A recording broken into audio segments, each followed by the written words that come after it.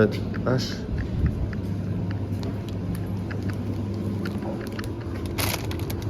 Oh.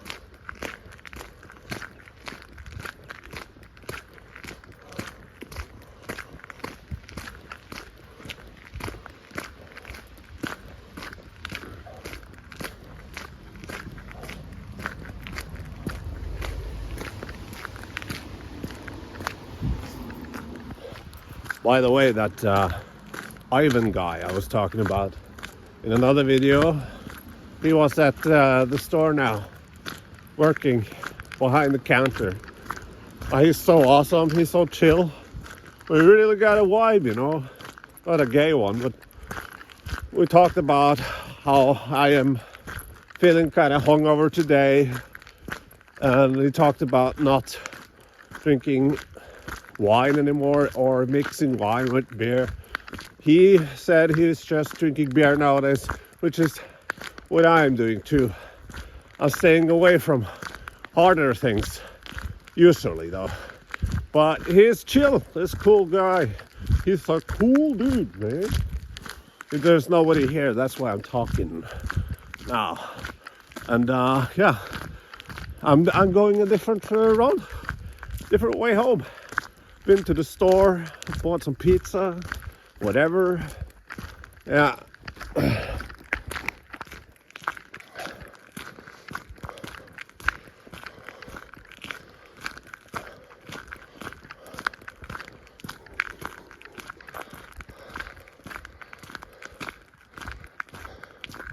Really foggy outside now because it's plus degrees Celsius and it's pretty warm actually, and all the snow, you know, is melting, and that's why you have so much fog.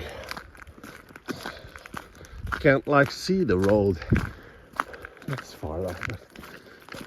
I just sometimes I like to, you know, film me walking and then just me talking over afterwards with like on some sort of issue or whatever. But I think I'm just gonna post this. It's like, you know, why not? I'm just walking, you know. Don't need to talk all the time. And now I'm talking because there's no people here. I hate to like be caught. Yeah. So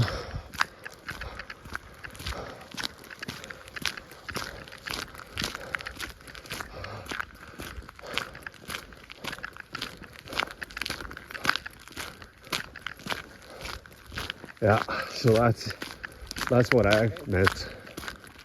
I hate being like the guy who talks in front of camera, especially in English, because then they know that I'm a fucking YouTuber, which I technically am. But as I said before, I'm trying not to care too much about YouTube, because if I do, what's the point? You know, just have fun with it. Like things I'm enjoying is like I just learned how to make thumbnails. very, very primitively, but even so. And it's, when I got the new phone, I had an editing program so I could edit my videos. So it's going forward, pretty slow, but it's going forward. That's what I enjoy about YouTube. So, Jesus, look at this, huh? Huh. Look at this.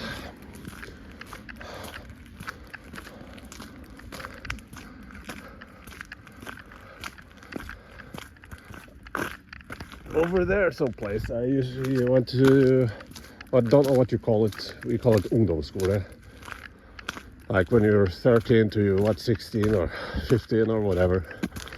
And we went to the store every time. We had like, you know, storefri, you know, time in the fucking, what do you call it?